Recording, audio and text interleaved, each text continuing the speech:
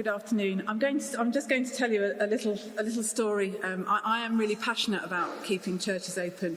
I still sit on the Leeds Diocese Tourism and Visiting Forum, and it is a real passion of mine. But a couple of Sundays ago, I'd been leading and preaching at the early service, and it was too far to go home afterwards. So I was in church and I'd shut the front door, and then the doorbell rang at 9:30 for people who were coming to set up for 10 o'clock, and I opened the door and failed to snib the catch on the lock. And our DDO for Leeds was on sabbatical, and he lives in our parish, and he had tried to get in at 10 o'clock, and the door was locked. And he then put it on social media.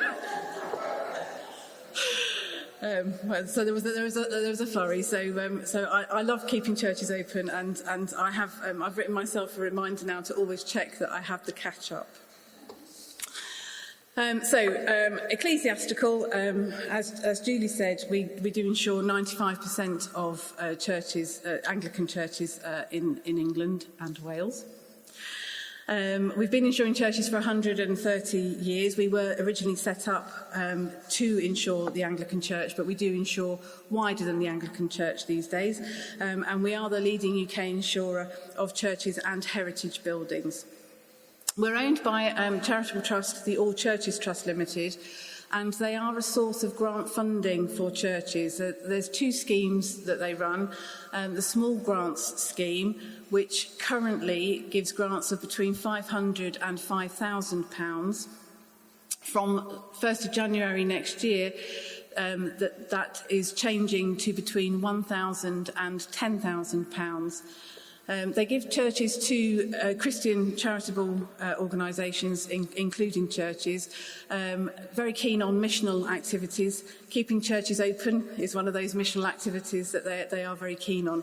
You can apply for a grant every 2 years, so it is worth bearing in mind if you're looking for some funding. And if you're doing one of the larger projects, then there is a large grant scheme as well for projects that are valued at £500,000 and over. So a great source of funding. We have a specialist church team at Ecclesiastical made up of underwriters who I'm sure many of you will have spoken to down in Gloucester, the church insurance consultants, which is the role that I have, and my colleague Lynn, who will just give a wave. Lynn is actually the church insurance consultant for Sheffield Diocese now, because I'm covering some different ones. But our role is to be the local face of Ecclesiastical to the parishes. So if you have an insurance or risk management related question, then do get in touch with one of us, and we will help. One of the other things as well, keeping churches open is something that we do tell people all the time, and it is something that we want churches to do. But quite often PCCs can be a bit worried or concerned and don't actually believe you when you go home from something like this to say, yes, Ecclesiastical has said keep your churches open. They need to hear it from the horse's mouth. Well, we are the horse's mouth, so if you need us to come to a PCC meeting, then we can do that as well. We have a team of surveyors as well and risk management consultants who can give specialist advice. So if you're looking at roof alarms, for example, then they can give the technical advice that you need on that as well. So there's a wealth of experience. In our church team alone, there are over 1,000 years' worth of experience. Obviously, I don't have all of that, but I do have a fair bit. So that's who we are. Now, the myths surrounding keeping your church open. We're not insured if we leave our church open. That's a myth. Someone has to be on the premises all the time the church is open. That's a myth. Everything has to be locked away if it's open. That's also a myth, but I will talk a bit about that in a minute. And we're asking for trouble if we leave it open. Is there anything else that people have heard? Or does that about cover it? Apart from people are in church doing things we don't want them to do, Sarah. Well, we want you to get that door open. It provides an opportunity for mission and ministry. And I don't know if you managed to read it on Sarah's slide that she had up earlier, but we are a witness to faith, even if nobody is actually there. And if the door is closed, what does that say about the church? It can have a positive effect on security. Legitimate visitors will deter criminals, and Joe did say this morning. There are 40 million, was that the figure? 40 million visitors to churches every year. Legitimate visitors. So the ones that aren't legitimate will be a very, very tiny proportion of that. If a would-be thief or opportunist vandal or somebody thinks that you are in, then it is a positive deterrent. It's like leaving the lights on at home, as you do when you go out for the evening. And if someone does decide that they want to break in, and they want whatever you have inside your church, then they're going to cause a lot more damage. Again, Joe said this morning. They're going to cause a lot more damage if the door is locked. They will find a way of getting in, and it might be your beautiful stained glass windows, or it might be through the door, oak doors are very, very expensive. So leaving them open is a good idea. The guiding principles. Encourage activities in the church. Now, these activities could be your regular cleaning, flower arranging, all the routine activities, choir practice, organ practice. Don't have them all on the same day. Have them at different times and different days of the week. And having people in church will deter others that shouldn't be there. Focus on the protection with flexibility, so it's about balancing the risk between security and accessibility and allowing people to come in. Do keep them locked during the hours of darkness when they're not in use. Time locks, if anybody has a time lock, then that does create an additional risk and it does attract an additional premium. Because time locks can fail, and if they fail, they tend to fail open, so the church is open. At my old church, I went to go to the vestry door one day, and it was open because we'd had a power cut. So it's not something that we promote. And key safes also are not recommended because, again, they're not secure. They're very easy to break into. You can just knock them off walls. So have a list of key holders and control the keys that you have. Making it safe for people who come in is another of the guiding principles, particularly if there is nobody on the premises at the time. But most of what you do, as Sarah said, it's not rocket science, it's common sense. So we have 6 steps.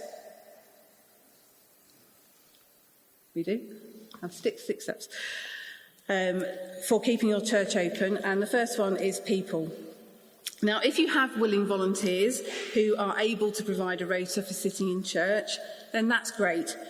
But not all churches have that resource. So what else can you do? As I mentioned earlier, there is the having activities in church, and that's an easy way to provide some security with people there. Make use of your neighbours, inquisitive neighbours we like to call them. Let them know that the church will be open and ask them to keep an eye out for suspicious activity, and let them know what they should do if they see any, not to go in and tackle it themselves, but to phone the police, whatever. And if you're having work done on the church, let them know so that they know what's suspicious and what isn't. There's a church in the Leeds Diocese where I live that had all of its lead stolen. The neighbours saw men on the roof and a van over the course of 3 days, but they assumed it was workmen. If you let people know that or let them know that you're not having work done, or that you are, then they know what's suspicious and can report it. The other thing with neighbours as well, it's about creating a sense of community, and that sense of community creates ownership. And if people have that ownership, they're much less likely to come in and damage the church or take things. Schools can be a really useful resource for getting them involved in doing things, odd jobs and whatever, and it's a great way of encouraging that ownership within the community. Members of your congregation may routinely pass the church every day at different points. So they could be doing the school run, they could be dog walking. Apparently some people go jogging. Apparently, or even fast walking. I think that's all the rage now, isn't it? If you've got people who are going past at various times during the day, just get them to come in and pop their head round the door and just make sure that everything looks okay.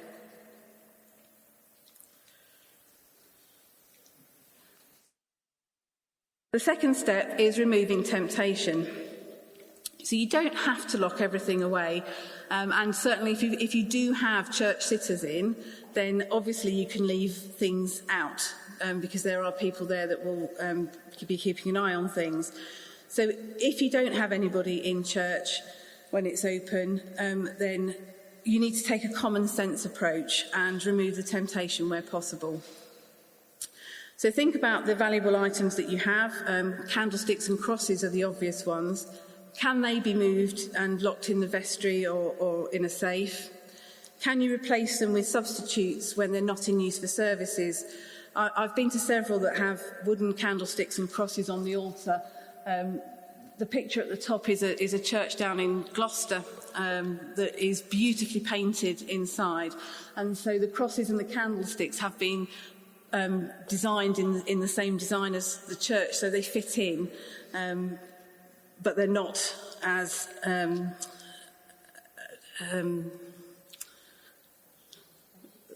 not as valuable or as attractive to people who'd want to take them. You can also get plaster altarware as well. For larger items that might be a target of theft, then think about hiding the value of them.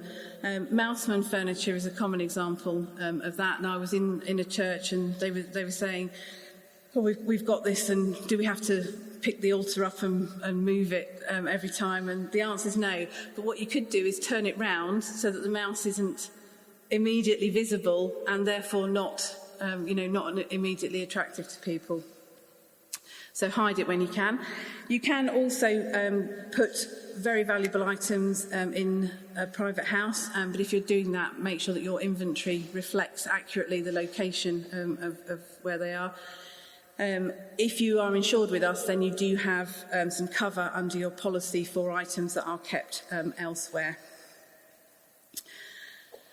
Keeping in mind the balance of risk and security, there might be some items that you do want to bolt down or screw or chain down, accepting that you might need a faculty for some of those things to prevent them being taken if they can't be moved to a secure area. But also have a think about how people are coming in and out of the building. I was at a church recently where they had 2 sets of doors to get into the building, and what they were doing was having the door on one side open on the front door, and then the door on the other side open on the inner door, so people wouldn't be able to take large items because they wouldn't be able to get them round and through. So if you've got that facility, again, that's another way of helping to secure things. And then make the target harder to get into. Safes is one of the areas here. It's amazingly easy to get into older safes, and the old floor-standing ones, you can open them like a tin opener with the right equipment. So if you've got an older safe that's freestanding, then bear that in mind. And again, we can give some advice if you're looking to replace you're safe. The next step is to deter. So that impression of occupation with people popping in and out all the time, people aren't going to come and try, if they think somebody's in the premises, they're not going to come in and disrupt. Playing music is a common way of people assuming that there's people in as well, because the natural assumption is if there's music going on, there must be somebody in there somewhere, even if you can't see them. You can't always see the organist. And also lighting, having lighting that comes on as soon as somebody approaches. If people can see lights, again, they think that somebody's in there. So those impressions of occupation are important. And you can put up notices as well. So if you do have collection boxes, have it that those are emptied daily. You can also do other things with collection boxes, like putting a cushion in the bottom so that it doesn't rattle, the money doesn't rattle in it, although it'd be nice if people put notes in rather than coins. And that no money is left in the wall safe. Wall safes are an issue because if people do try and get into those, again, the damage that is caused to the surround and to the safe itself is often of far greater cost than the money that's actually in there. Mark all portable valuables, with a forensic marker. So smart water, which you must have on your external metal, can also be used on all of your valuables inside as well. So they can be used on metal, but they can also be used on other material. It's not just metal that they cover. And make sure that your signage is displayed and prominent. And don't forget that for theft of metal on externally, you must have that smart water in place and registered. Step 4 is reducing the arson risk. So remove combustibles. I don't know how many churches I've been in where there is at least an area that is full of old magazines, newspapers, newsletters, the weekly newsletters, and other bits and pieces, newspapers, cardboard. Move those out, because they are, if somebody wants to come in and set fire, they only need to see that you've got some material there, and that will make it easier for them. How many of you use straw in your nativity services at Christmas? Yes. Straw is very combustible, and you might have straw that's been there for quite a while. Take it out in between and have it stored somewhere else, or even better, buy some new straw every year. Candles is an interesting subject. Votive candles can be very dangerous, especially if you buy the cheap ones, because they get very, very hot. And it's amazing how many people keep them on wooden surfaces. If you are going to have candles available for people to light, then have them in a proper votive stand. There is one just over there to the left. You can have them, put them in in sand. Don't put them in straw. Please don't put them in straw. In sand, put them in sand, and then if something does go wrong, but buy good quality ones is the other answer. Don't leave matches lying around. Again, the electronic lighters are much better than matches. And try and remove things like petrol. A story that I tell when I was being interviewed for this role, I did a presentation in the church next door to our head office, and we were doing a walk round to see what the risks were, and I walked into the vestry, and the first thing I could smell was petrol, and there was a lawnmower in the vestry. Please don't keep lawnmowers and petrol in the vestry. Keep them somewhere else.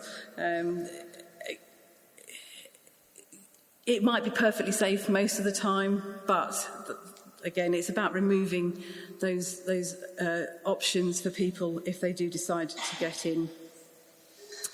Just going back to candles again, if you are having candles, make sure that when you lock up at night, you are blowing the candles out. I have had phone calls at 1 o'clock in the morning from a church warden to say, I left the candle on. So yeah, do blow the candles out. Automatic fire detection systems, that's only going to be relevant if you are in a large church or a cathedral, one of the major churches. Most churches wouldn't have the facilities for an automatic fire detection system. But if you have, there may be a particular need for your church. If you think there might be, then talk to one of our surveyors and they can help advise. Step 5, if the worst happens, then recovery is important, and having an up-to-date inventory is a must in helping to recover items and in putting a claim together.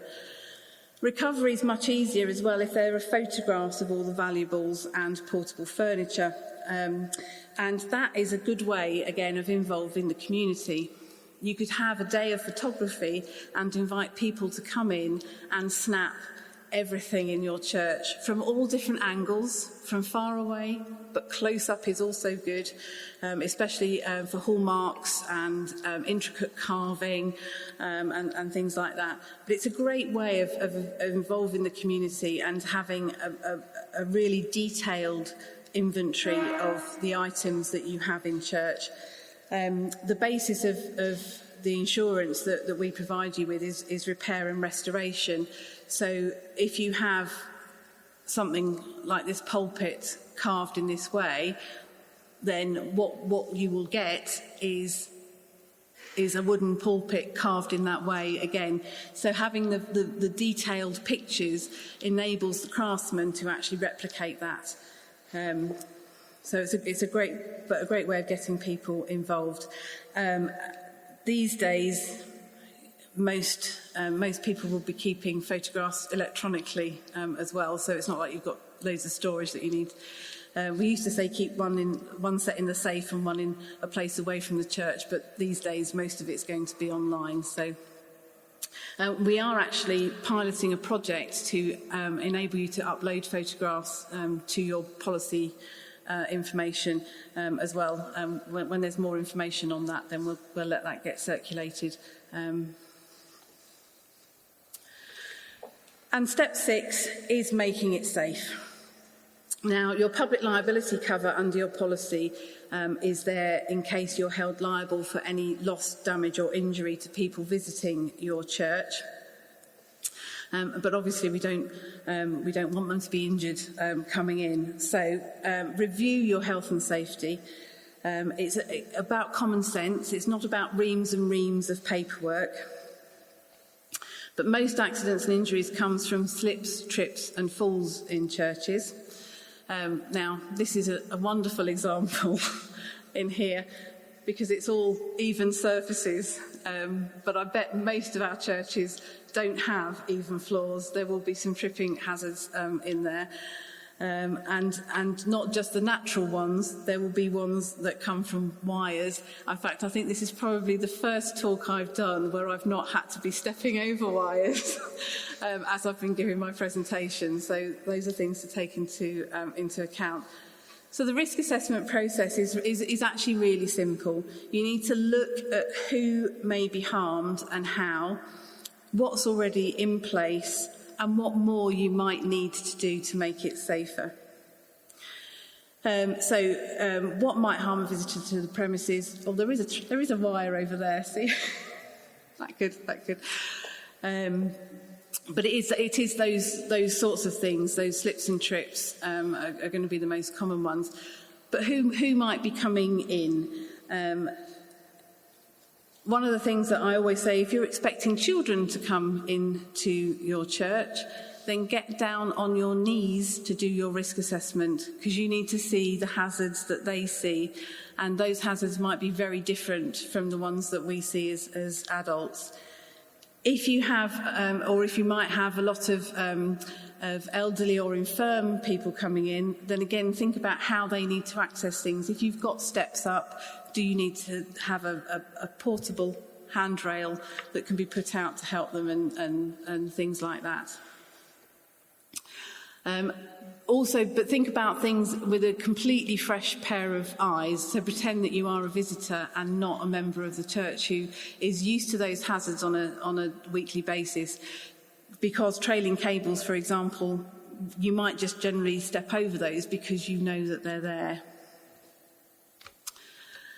The other risk assessment that you need to think about is your fire risk assessment. Now, that's the one risk assessment that you must have by law. There are others that you need to have as well, but the fire risk assessment every single church has to have. And you need to review it and update it if opening your church is a change to your normal activities.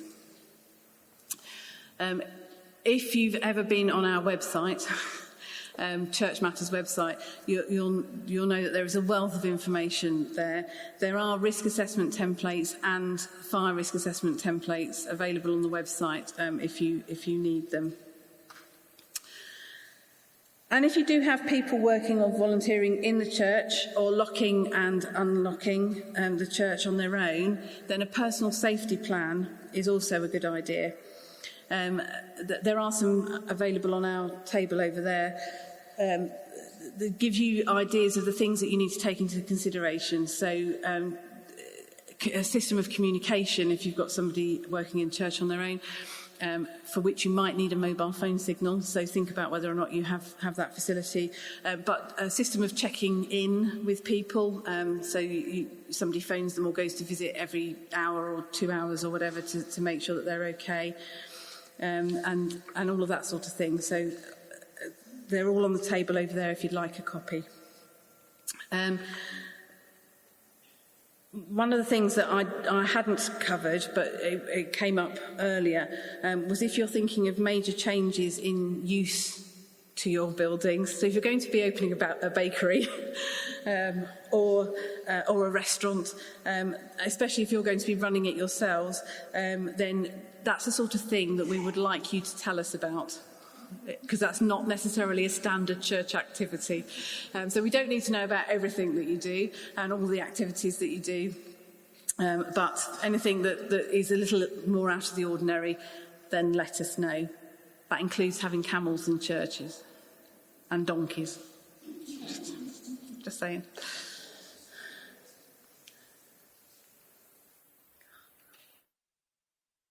There we go. So, the key messages. Review your security and safety policies and the processes that you have around those, and then revise the procedures as you need to. Keep them under review, and if you go from opening on one day a week, as again said earlier, you don't have to open every day. Opening just some of the time is helpful. But if you go from opening one day to opening every day and you're getting much more footfall, then that's the time when you need to review your procedures and just make sure that everything is as up to date as it can be. Register with Smart Water if you haven't already registered. Record the valuables, photographs and inventory, and use our guidance notes. Now we have a series of made simple guides, as well as more detailed guidance, particularly on health and safety and risk assessment. Tower tours, if you're opening your church for tower tours, there's a whole raft of risk assessment, guidance for that as well. All of that is available and downloadable on the website, but if you need something in a print copy, then get in touch with us and we can let you have a print copy as well. And we also have a specialist risk advice line if you've got something specific that you want to query. So going back to the myths, we're not insured if we leave our church open. You are. It's not true. There may be some caveats in particularly high risk inner city locations, but talk to us and we can talk through what's appropriate for you. But we won't, unless your church is open 24/7, we won't put the premium up, and you are insured. That's if you're insured with us. Obviously, I can't speak for any other insurer. Somebody has to be on the premises when it's open. No, they don't, but do get people to check in when they're passing and get those neighbours to keep an eye out for anything suspicious. Everything has to be locked away. No, it doesn't. But a common sense approach is what is needed. If you want to leave the best silverware or artefacts out, then do that when somebody is on the premises. And we're asking for trouble if we leave it open. You're not asking for trouble. You're inviting people to experience something of God. It's an opportunity for mission. Yes, there may be some people who abuse that opportunity or who don't treat it with the same reverence that we do, but my guess is that God can handle that. I think the key message really is don't use insurance as an excuse not to open. Thank you.